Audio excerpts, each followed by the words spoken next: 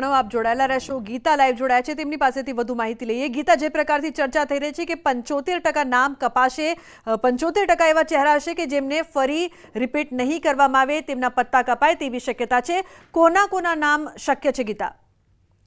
તો હાલ જે ચર્ચાઓ થઈ રહી છે, બહુ જ મહત્વનો દિવસ તમામ માટે, કારણ કે મંત્રીમંડળ વિસ્તરણને લઈને કોના નામ છે જેના પર પસંદગીનું કળશ ઢોળાય છે તેના પર સૌ કોઈની નજરની સાથે સાથે એવા પણ સમાચાર આવી રહ્યા છે કે 75% નામ જે અત્યારે મંત્રીમંડળમાં છે તેમના પત્તા કપાય તેવી સંભાવના। બીજી તરફ કોંગ્રેસથી જે ભાજપમાં આવ્યા છે, 4 એમએલએ પૈકી 1 એમએલએને સ્થાન મળી શકે છે, તે પણ સિનિયોરિટીના આધારે સ્થાન મળી શકે તેવી ચર્ચાઓની વચ્ચે મોઢવાડિયાને સ્થાન મળે તેવી સંભાવના છે।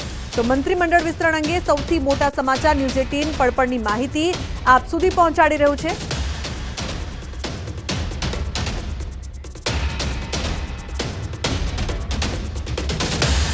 તો પ્રણવ જોડાયા છે, તેમની પાસેથી વધુ માહિતી લઈએ। પ્રણવ, એક મહત્વની વાત એ પણ કે કોંગ્રેસમાંથી ભાજપમાં જે આવ્યા છે, જે ચહેરાઓ આવ્યા છે, તેઓને હજુ કેટલી રાહ જોવી પડશે? કારણ કે એવું કહેવામાં આવી રહ્યું છે કે તમામને સ્થાન નહીં મળે, 4માંથી 1ને સ્થાન મળશે, તે પણ સિનિયોરિટી પ્રમાણે મોઢવાડિયાનું નામ જે છે તે ચર્ચામાં। એક ચોક્કસ એ પણ માહિતી જે રીતે ન્યૂઝ 18ને મળી રહી છે, જે સોર્સ માહિતી આપી રહ્યા છે, તેની અંદર જે ભારતીય જનતા પાર્ટીની જે નીતિ રીતિને જે અપનાવી રહ્યા છે, જે સંઘ પ્રેરિત છે, તેને વધુ મહત્વ આ વખતે પાર્ટી છે તે મંત્રીમંડળમાં આપશે।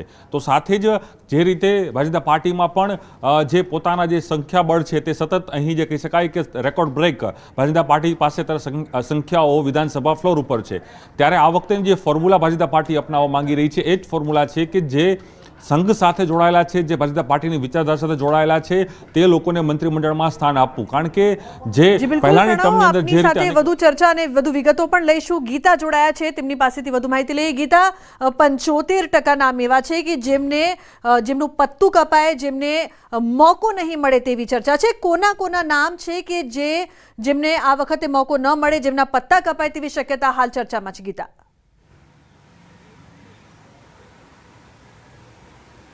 સૌથી પહેલાં તો જેના પર ભ્રષ્ટાચારના આરોપો લાગ્યા છે તેવા મંત્રીઓની વિદાય નિશ્ચિત છે, જેમાં બચુ ખાબડનો સમાવેશ થાય છે। તે સિવાય તબિયતના આધારે અને પરફોર્મન્સના આધારે, મેન તો તબિયતના આધારે જે મંત્રીઓના નામની ચર્ચા છે તેમાં ભૂપેન્દ્રસિંહ પરમાર, રાઘવજી પટેલ જેવા નામો છે। પરંતુ મેં આપને પહેલાં પણ કહ્યું કે 75% નામો એટલે સ્વાભાવિક છે કે 4 થી 5 મંત્રીઓ જ બચશે, બાકીના તમામની વિદાય થશે। એટલે મૂળભૂત 3 કારણો છે। એક તો પરફોર્મન્સનું કારણ છે કે જેઓના પરફોર્મન્સ નબળા રહ્યા છે આ છેલ્લા 3 વર્ષ દરમિયાન, 3 વર્ષના મંત્રીપદ દરમિયાન, તેઓની વિદાય નિશ્ચિત છે। જેના પર ભ્રષ્ટાચારના આરોપ લાગેલા છે તેઓની વિદાય નિશ્ચિત છે। અને ત્રીજું કારણ છે તબિયતનું, કે લાગે કે ભાઈ આગામી સ્થાનિક સ્વરાજની ચૂંટણી ફેબ્રુઆરીમાં છે, આગામી 1.5 વર્ષમાં વિધાનસભાની ચૂંટણી છે, એટલે એ જોતા યુવા ચહેરાઓ કે જે વધુ દોડી શકે, પ્રજા વચ્ચે જઈ શકે, કામગીરી રાજ્ય સરકારની પહોંચાડી શકે, તેવા લોકોની સ્વાભાવિકપણે વધારે જરૂરિયાત હોય। એટલે તબિયતના લીધે નાદુરસ્ત મંત્રીઓને પડતા મુકાશે। ભ્રષ્ટાચાર ના આરોપ કેટલીક વાર કેવું બને કે દેખીતા આરોપ બી હોય ને અંદર કાને સીએમને બી ખબર હોય કે આ મંત્રીનું કામ બરોબર નથી અથવા તો તે કરપ્શન કરી રહ્યા છે। એટલે કેટલીક વાર કેવું થાય કે પુરાવાના અભાવે લોકો સામે કેટલાક કરપ્શન પ્રત્યક્ષ નથી બની શકતા।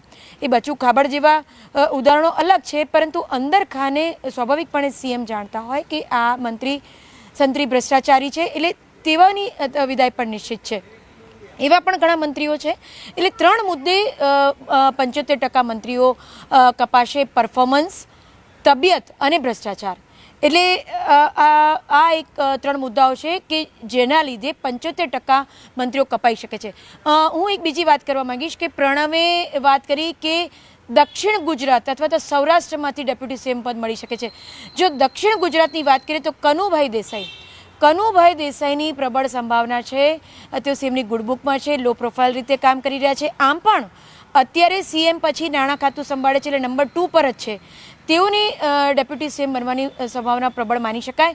અને સૌરાષ્ટ્રમાં તો ઘણા બધા ઉમેદવારો છે, જેમાંથી એક નામ જયેશ રાદડિયાનું પણ છે।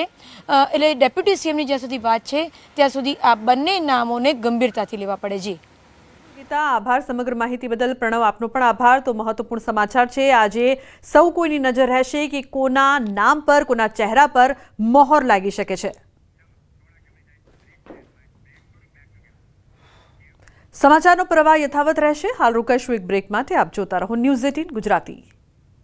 મોટા સમાચાર સામે આવી રહ્યા છે. 13 થી 17 ઓક્ટોબર વચ્ચે મંત્રીમંડળ વિસ્તરણની શક્યતા સેવાઈ રહી છે. ન્યૂઝ 18 ગુજરાતી પાસે એક્સક્લુઝિવ જાણકારી છે. નવા મંત્રીમંડળનું વિસ્તરણ નિશ્ચિત થઈ ચૂક્યું છે. 17મીએ જ આ વિસ્તરણ થઈ જશે. કોંગ્રેસ છોડીને ભારતીય જનતા પાર્ટીમાં આવેલા જે નેતાઓ અને જે ધારાસભ્યો છે તેઓને હજુ રાહ જોવી પડશે. સીએમ ભૂપેન્દ્ર પટેલ દ્વારા જે મંત્રીઓને પડતા મૂકવાના છે તેમને રાજીનામા મંગાવી શકે છે. મંત્રીમંડળના વિસ્તરણની સત્તાવાર જાહેરાત. જી બિલકુલ, મંત્રીમંડળના વિસ્તરણની વાત સામે આવી રહી છે અને અનેક નેતાઓનું ગુજરાતમાં આગમન થઈ ચૂકેલું પણ જોવા મળી રહ્યું છે. ન્યૂઝ 18 ગુજરાતી રાજકારણની ખબરોમાં કેટલું આગળ છે તે સ્પષ્ટ થઈ ચૂક્યું છે.